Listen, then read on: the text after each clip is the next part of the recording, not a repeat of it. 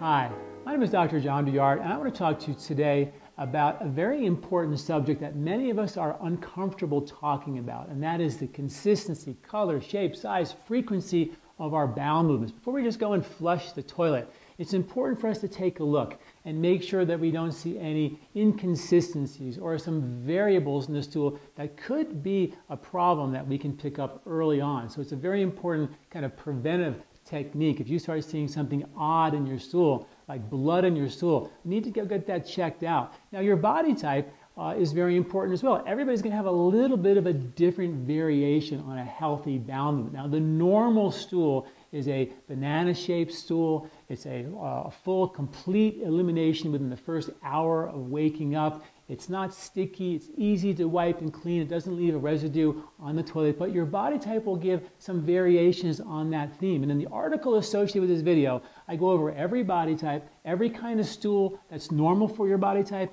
and every type of stool that's abnormal for your body type, and also what you can do to bring those stools back into balance. But for this video, I want to talk about some of the outliers and give you some insights on how to begin to think about what's really happening in your stool. Now, if you have mucus in your stool, for example, that's a deal breaker. That means the villi are producing so much mucus due to some type of irritation that the villi are bogged down in this mucus, which means they don't absorb nutrition well. They don't detoxify well. The lymph on the outside of the gut wall is probably compromised, and toxins are defaulting back to your liver and can cause all kinds of problems. So if you have a lot of mucus in your stool, that's a deal breaker. We need to get that fixed up. Sometimes if you have undigested food in your stool, so you see food that should have been broken down in your stomach, that's an indication that your stomach acid is probably not strong enough and it's not emulsifying these foods, and you're seeing it in your stool. So you have to figure out, why is my stomach acid not being producing enough? And what's really going on there? Well, that's usually a bile flow issue because your liver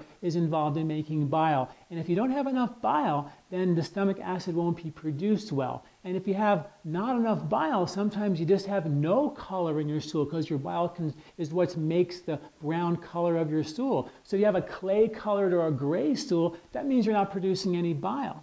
You could also have a greasy or a shiny stool. That also means that you're not producing enough bile to emulsify the fats, and the fats are going through your intestinal tract undigested, and you have a greasy or a shiny stool. That's also a problem. You know, a black stool means that you have an issue where you have perhaps blood upstream, and it's kind of dried blood and it's turned black. That's a real important thing to go get checked out as well. Sometimes the stool is yellow or green. Now that means too much bile. Well, too much bile isn't really that common. Sometimes it could have been from too many vegetables. Sometimes it means the intestinal wall is so irritated that it's letting everything go through so fast that the bile doesn't have time to absorb and turn the stool a brown color. So it's important to understand and begin to understand what's really going on in that stool. Some people have really thin stools, and that's usually due to a lack of fiber. And there's different types of fiber based on nature and the seasons that they're harvested in.